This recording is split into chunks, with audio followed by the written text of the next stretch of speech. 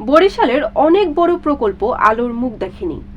আওয়ামী লীগ নেতারা দক্ষিণাঞ্চলের উন্নয়ন প্রশ্নে বলতেন, পদ্মা সেতু চালু হলে বরিশাল সিঙ্গাপুরের মতো আধুনিক শহর হবে। 2 বছর আগে পদ্মা সেতু যাত্রা শুরু হলেও বরিশাল নগর আছে আগের মতোই।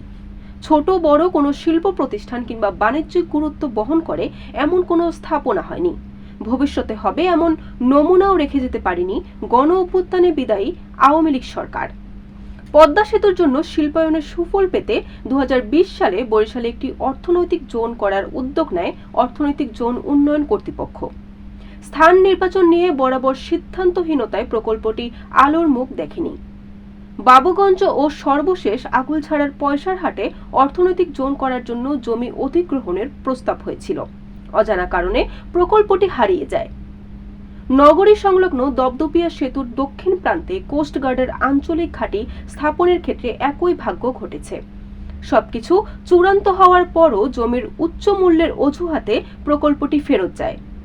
2018 সালের 200 শয্যার মাদক নিরাময় ও পুনর্বাসন কেন্দ্র স্থাপনের জমি অধিগ্রহণের প্রস্তাব উঠেছিল, পরে সেটি আর অগ্রগতি হয়নি।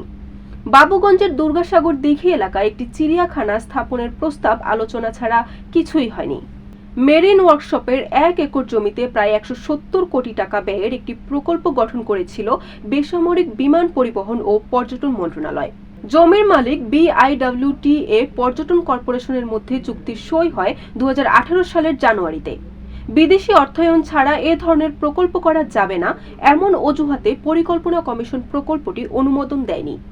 বিভাগীয় শহর বরিশাল পর্যটন কর্পোরেশনের কোনো স্থাপনা নেই, অথচ উন্নত আবাসন ব্যবস্থা নেই এ অজুহাতে বরিশাল স্টেডিয়ামে কোনোদিন আন্তর্জাতিক ক্রিকেটের আয়োজন হয়নি। 2018 থেকে 2023 সাল পর্যন্ত সিটি মেয়র সাদিক আব্দুল্লাহর অসহযোগিতা ও খামখেয়ালিতে জাইকা সহ সব দাতা সংস্থার অর্থায়ন বন্ধ হয়ে যায়। একই কারণে স্থানীয় সরকার মন্ত্রণালয়ে 1 টাকাও উন্নয়ন বরাদ্দ পাননি বঙ্গবন্ধু পরিবারের সদস্য সাদিক। ফলে নগরের উন্নয়ন তলানিতে পৌঁছায়।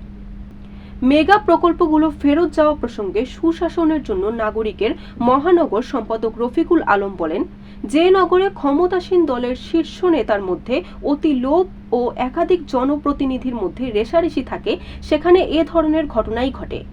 বরিশালের ভাগ্যেও সেটাই হয়েছে। বরিশাল.নিউজ।